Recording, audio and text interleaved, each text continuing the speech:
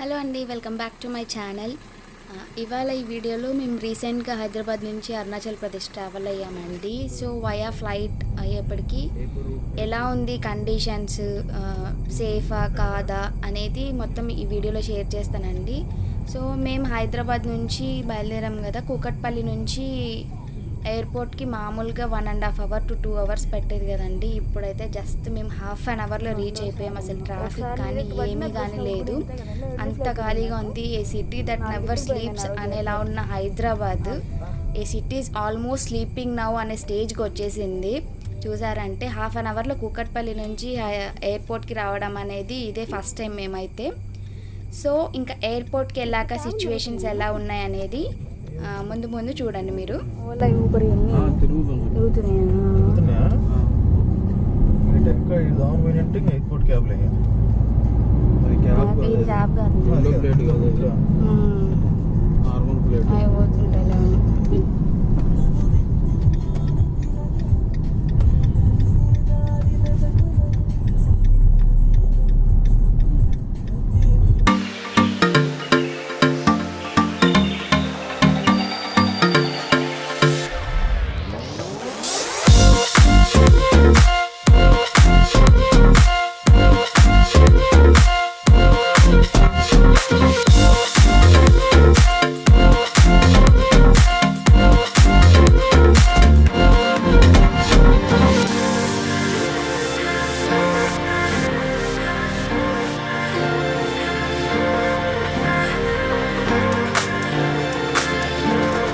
మళ్ళీ డ్రాప్ చేయడానికైతే రాజేష్ అన్న వచ్చాడు, ఇంకా మా కజిన్ వెంగళరావు వచ్చానండి. ఈ గ్యాప్లో రాజేష్ అన్న ఏం వెతుక్కుంటున్నాడంటే కీ పడేసుకున్నాడు లోపల కార్లోనే. సో ఏంటంటే కీలెస్ కార్ అయ్యేప్పటికీ కార్ లోపల కీ ఉంటే స్టార్ట్ అవుతుంది. ఇంకా అన్న చెక్ చేస్తున్నాడు కార్లో స్టార్ట్ అవుతుందా లేదా అని చెప్పి. సో కార్లోనే పడిపోయింది కీ, అయితే దొరికింది ఫైనల్గా. సో వన్స్ వాళ్ళు మూవ్ అయిపోయాక ఇంకా మేము కూడా స్టార్ట్ అయ్యాం లోపలికి. చూసారంటే అంతమంది, అసలు ఫ్లయింగ్ కూడా చాలా తక్కువగానే ఉన్నట్లుంది, అంతమంది ఎవ్వరూ లేరు. బట్ మేబీ మాది ఎర్లీ ఫ్లైట్ అవ్వడం వల్ల అంతమంది లేరు. మేము 3 o'clock వెళ్ళాము ఎయిర్పోర్ట్కి. సో అంత ఎర్లీ అయ్యేప్పటికి మేబీ ఎవరైనా లేరేమో. ఇంకా ఇక్కడికి వెళ్ళేప్పటికి ఫీవర్ ఫస్ట్ మెజర్ చేస్తారండి. టెంపరేచర్ ఎక్కడైనా ఏ షాపింగ్ మాల్కి వెళ్ళినా మనం మెజర్ చేస్తారు కదా. సో ఇక్కడ కూడా బై రిస్ట్ వాళ్ళు టెంపరేచర్ మెజర్ చేసి లోపలికి అలౌ చేస్తున్నారు. అంతకుముందు మనం చూసారంటే ఈ సెక్యూరిటీ వాళ్ళు ఉంటారు కదా, వాళ్ళు వచ్చి చూసేవాళ్ళు మన ఆధార్ కార్డు అవన్నీ. ఇప్పుడు మొత్తం డిస్టెన్సింగ్ ఉందండి, సోషల్ డిస్టెన్సింగ్లోనే అన్నీ చూస్తున్నారు. అండ్ మేము ఇక్కడికి వస్తున్నాం కాబట్టి ఆల్మోస్ట్ 1 year తర్వాత వస్తున్నాను నేనైతే ఇతని దగ్గరికి. అందుకని చెప్పి లగేజ్ కాస్త ఎక్కువ ఉంది, 40 kgs ఇప్పుడు పెంచారు. అందుకని మేము చెక్ చేసుకుంటున్నాం లగేజ్ ఎక్కువ ఉందా ఏమో అని చెప్పి. అదర్వైజ్ హెఫ్టీగా కట్టాల్సి వస్తుంది కదా డొమెస్టిక్ ఫ్లైట్స్లో అయినా. మనము 1 kgకి అరౌండ్ 500+ కట్టాల్సి వస్తుంది ఒక్కొక్కసారి. అందుకని చెప్పి మేము లగేజ్ వెయిట్ ఒకసారి చెక్ చేసుకొని ఏమన్నా ఉంటే మార్చేసుకుందాం అనుకున్నాం. సో మా లగేజ్ వెయిట్ కరెక్ట్గానే ఉంది. అండ్ ఇక్కడికి వచ్చామంటే మన బ్యాగ్ స్క్రీనింగ్ చేయించుకోవాలి. స్కానింగ్ అయిపోయాక and we went for baggage drops ఇచ్చేసి అలాగే మేము బోర్డింగ్ పాసెస్ తీసేసుకొని ప్రొసీడ్ అయిపోయామండి ముందుకి. సో వన్స్ అదంతా అయిపోయాక అక్కడే శానిటైజర్ ఉంది కదా, సో నో టచింగ్, అదే దానంతట అది పడుతుంది కదా, అలా శానిటైజ్ చేసుకునేసి ఫర్దర్గా గేట్ వైపు ప్రొసీడ్ అయిపోయాము. ఫస్ట్ అనుకునింది అయితే అసలు జర్నీ లాస్ట్ వరకు ఎక్కడ ఏమీ తినకూడదని అనుకున్నాము. సో అందుకని చెప్పి అక్కడ ఏ షాప్స్కి వెళ్ళలేదు, డైరెక్ట్గా గేట్ దగ్గరికి వెళ్ళిపోయాము. సో వన్స్ అక్కడ గేట్ దగ్గరికి వెళ్ళాక చాలా ప్రొసీజర్ అండి. ఏంటంటే ఫస్ట్ నువ్వు ఒక సెల్ఫ్ డిక్లరేషన్ ఫామ్ ఇవ్వాలి, ఎక్కడి నుంచి వస్తున్నావు, ఎక్కడికి వెళ్తున్నావు అవన్నీ రాసి ఏ ఫ్లైయర్స్ ఉంటామో వాళ్ళకైతే ఇవ్వాలి. And they will provide some safety gear for us, face mask, అలాగే కొన్ని చూపిస్తాను నేను వీడియోలో కూడా. సో ఇలా ప్రతి ప్యాసింజర్కి ఒక సేఫ్టీ కిట్ ఇస్తారండి. In case if you get middle seat అయితే మీకు పీపీ సూట్ కూడా ఇస్తారు వాళ్ళే. సో దిస్ కిట్ కంటైన్స్ ఒక ఫేస్ మాస్క్ ఉంటుంది, అది మోస్ట్లీ చిరిగిపోతుంది మీరు వేసుకున్న వెంటనే. నాదైతే వెంటనే పోయింది కాబట్టి మోస్ట్లీ మనం ఆల్రెడీ మన ఫేస్ మాస్క్లు ఉంటాయి కాబట్టి అంత ప్రాబ్లం ఏం లేదు మనకి. And they will give some 3-4 sachets of sanitizer. And ఇదైతే ఫేస్ షీల్డ్. సో మేము హైదరాబాద్లోనే ఒక శానిటైజర్ కొన్నామండి. లైక్ అది పేపర్స్ కానీ ఏవైనా ఇట్లాంటి షీల్డ్స్ కానీ శానిటైజ్ చేసేది. Like it will give vapour sanitizer ఉంటుంది కదా, అలా శానిటైజ్ చేసేది. ఈ ఇన్స్ట్రుమెంట్ అయితే అదే. సో నెక్స్ట్ వీడియోలో నేను ఇది చూపిస్తాను, దీని వర్కింగ్ ఏంటి ఎలా అని చెప్పి. సో ఇది కూడా ఆ రోజు నైట్కి వెళ్ళి సెర్చ్ చేసి తీసుకొచ్చారు.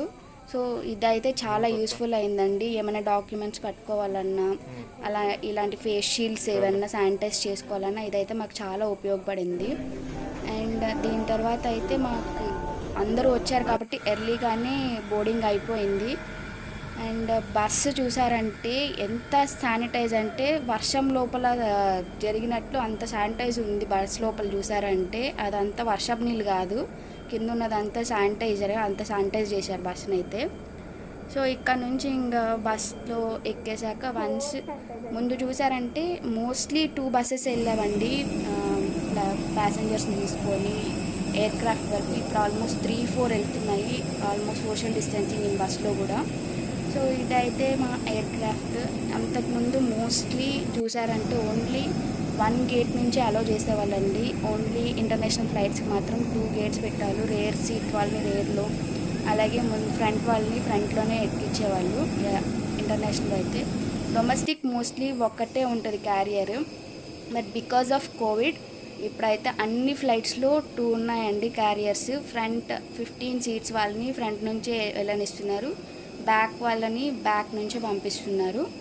So we're entering to the aircraft కూడా శానిటైజ్ చేసి ఉంటుంది కాబట్టి మనకేం ప్రాబ్లం లేదండి. అండ్ ఎయిర్ హోస్టెస్ వాళ్ళందరూ కూడా పీపీ సూట్స్లోనే ఉన్నారు. సో మాకైతే ఎక్కడ ఏమీ ప్రాబ్లం అనిపించలేదు. ఎయిర్పోర్ట్ నుంచి అయిపోయాక ఇంకా మేము first we got a stop in Calcutta. Arunachal ప్రదేశ్కి డైరెక్ట్ ఫ్లైట్స్ లేవండి, కాబట్టి నియరెస్ట్ ఎయిర్పోర్ట్ ఏదైతే ఉంది అంటే అస్సాంలో ఉన్న Dibrugarh is the nearest airport to Arunachal Pradesh. So అక్కడికి వెళ్ళాలి అన్నా కానీ మినిమం హాల్ట్ అయితే ఒకటి గ్యారెంటీగా తీసుకోవాలి. సో కలకత్తా వచ్చింది. అండ్ కలకత్తాలో కూడా ఆల్ డేస్ ఫ్లైట్స్ అవైలబుల్ లేవండి. మీరు అది ముందే చెక్ చేసుకొని ఆ ఫ్లైట్స్ బుక్ చేసుకోవడం బెటరు. ఎందుకంటే some certain dates in August వాళ్ళు ఫ్లైట్స్ నడపమని ఆల్రెడీ అనౌన్స్ చేస్తున్నారు. సో దాన్ని బట్టి మీరు చూసుకోవడం బెటర్. అండ్ పీపీ సూట్స్ ఇవన్నీ మేము ఫేస్ మాస్క్స్ ఉన్నాం కదండి వేసుకున్నవి ఫ్లైట్లో, అవి ఇక్కడ డిస్పోజ్ చేయొచ్చు. వాళ్ళు ప్రాపర్గా దాన్ని డిస్పోజల్కి పంపించేస్తారు. సో ఇక్కడ మాకు ట్రాన్స్ఫర్ కాబట్టి మేము లగేజ్ ఏమీ క్లెయిమ్ చేసుకోవట్లేదండి, డైరెక్ట్గా ట్రాన్స్ఫర్స్కి వెళ్ళిపోతున్నాము. ఈ ఎయిర్పోర్ట్లో ఇంకొకటి నచ్చింది ఏంటి అంటే వాళ్ళ టెంపరేచర్ అవన్నీ చూడమండి. అసలు చాలా డిస్టెన్స్లో ఉంది, ఒక 10 feet డిస్టెన్స్ నుంచే వాళ్ళ టెంపరేచర్ ఇలా సెన్సర్స్ నుంచి మెజర్ చేస్తున్నారు. So that was the better part of this airport. So once మావన్నీ అయిపోయాక మేము డైరెక్ట్గా వెళ్ళిపోయామండి.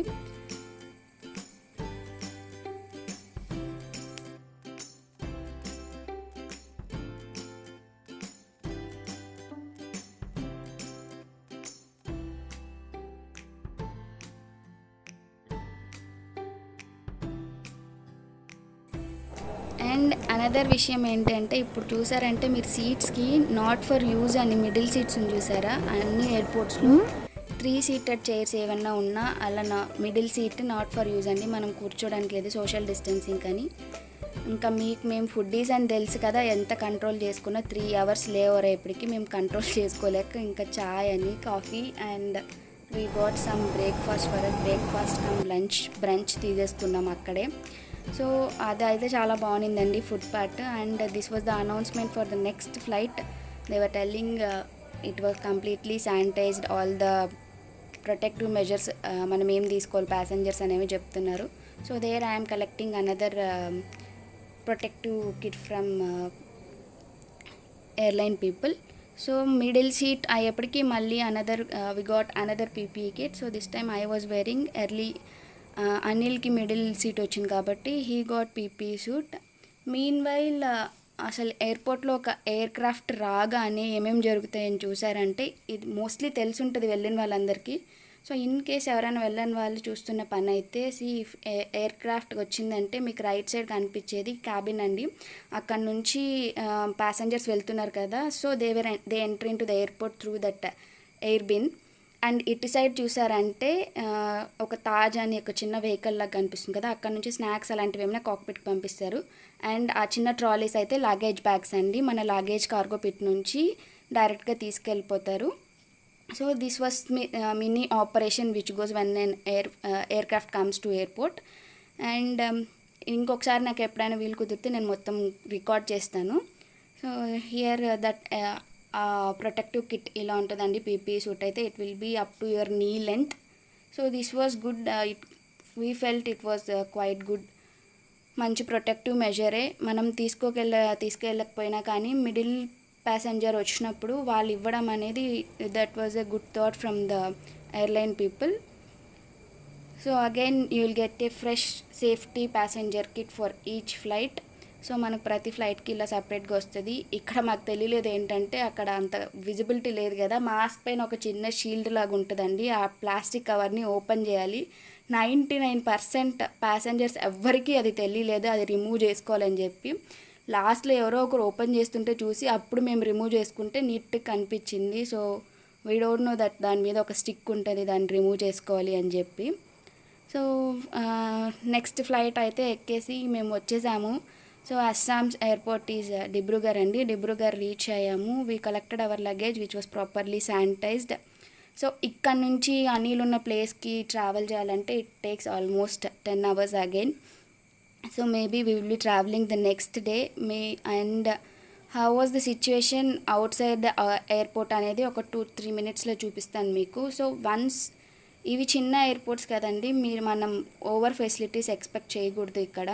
So once we come out side Arunachal Pradesh Assam, ఇది ఆల్మోస్ట్ బార్డర్ లాగా కాబట్టి ఇక్కడ అరుణాచల్ ప్రదేశ్ వాళ్ళకి సపరేట్గా జరుగుతుందండి కోవిడ్ టెస్టింగ్, అండ్ అస్సాం వాళ్ళకి సపరేట్గా జరుగుతుంది. So if we're going to Arunachal Pradesh we were send to another counter. అక్కడ మాకు ఓన్లీ ఎగ్జిట్ పాస్ ఇస్తారు, ఏం కలెక్షన్ కానీ శాంపుల్ కలెక్షన్ కానీ ఏమీ ఉండవు.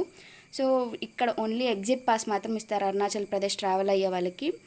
ఇఫ్ నాట్ యూఆర్ మనం అస్సాంలోనే వెళ్ళే పని అయితే దిబ్రూగర్ సరౌండింగ్ ప్లేసెస్ ఉన్న వాళ్ళకి ఇక్కడే స్వాబ్ కలెక్షన్ అనేది జరుగుతుందండి. ఈ ఎయిర్పోర్ట్లో ఒక చిన్నది నాకు నచ్చింది ఏంటి అంటే డిస్పోజబుల్ బిన్స్ లేవు. ఈ ఎయిర్క్రాఫ్ట్లో ఇచ్చిన పీపీ సూట్స్ కానీ ఈ షీల్డ్స్ కానీ పడేసేదానికి డిస్పోజబుల్ బిన్ అయితే మాకు ఎక్కడ కనిపించలేదు అక్కడ. సో అందరూ ఏంటంటే ఇలా బయట వచ్చి కుప్పపడేస్తున్నారు. సో మాకు ఇంకా వేరే సోర్స్ లేదు, వీళ్ళ బండి వచ్చినప్పటికి మేము ఇవన్నీ ఏం వేసుకోకూడదు కాబట్టి. సో వీ ఆల్సో మేము కూడా అక్కడే వేయాల్సి వచ్చింది, which I felt really bad.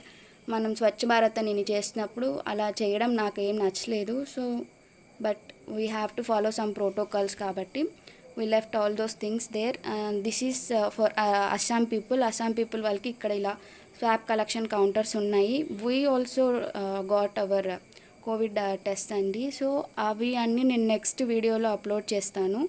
What we got, whether we got corona or not అనేవి నెక్స్ట్ వీడియోలో అప్లోడ్ చేస్తాను. సో చాలా రెస్ట్రిక్టెడ్, మీరు చూసారు అంటే అన్ని చోట్ల బ్యారికేడ్స్ పెట్టారండి. అంతకుముందు వెహికల్స్ వచ్చేవి ఇటు సైడ్ డ్రాప్ చేసి పికప్కి కానీ వెళ్ళేవి. సో కోవిడ్ వల్ల there is lot of restrictions in Assam. North eastern స్టేట్లో కేసెస్ తక్కువ ఉన్నాయి కాబట్టి నౌ ఇక్కడ రెస్ట్రిక్షన్స్ చాలా ఎక్కువ.